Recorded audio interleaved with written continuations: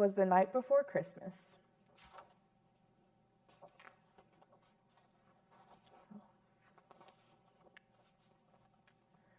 "'Twas the night before Christmas, when all through the house not a creature was stirring, not even a mouse.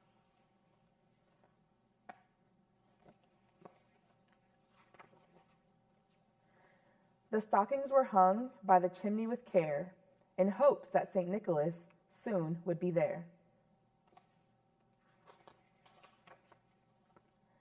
The children were nestled all snug in their beds, while visions of sugar plums danced in their heads. And Mama in her kerchief and I in my cap had just settled down for a long winter's nap.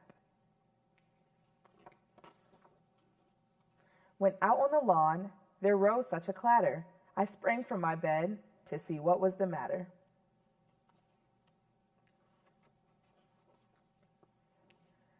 Away to the window I flew like a flash, tore open the shutters, and threw up the sash.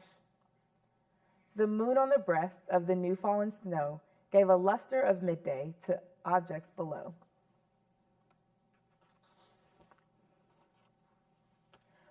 When what to my wondering eyes should appear but a miniature sleigh and 8 tiny reindeer. With the little old driver so lively and quick, I knew in a moment it must be St. Nick.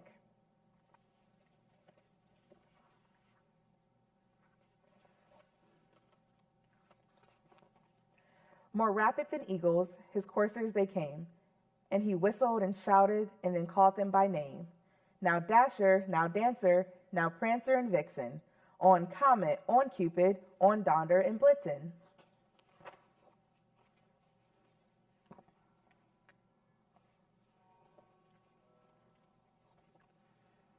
To the top of the porch and to the top of the wall, now dash away, dash away, dash away all. As dry leaves before the wild hurricane fly, when they meet with an obstacle, mount to the sky. So up to the housetop the coursers they flew, with sleigh full of toys, and St. Nicholas too.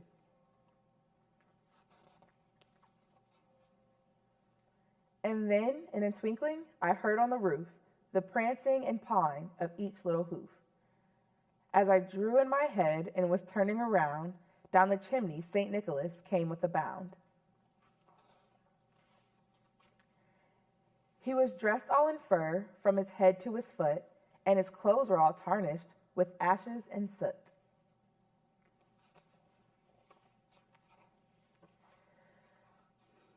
A bundle of toys he had flung on his back, and he looked like a peddler just opening his pack.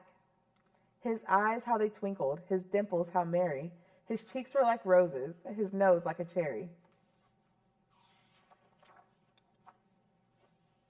His droll little mouth was drawn up like a bow, and the beard on his chin was as white as the snow.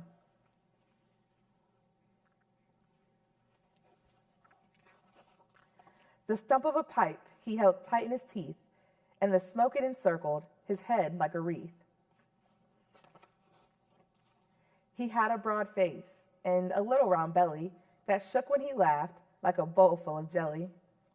He was chubby and plump, a right jolly old elf, and I laughed when I saw him, in spite of myself. A wink of his eye and a twist of his head soon gave me to know I had nothing to dread.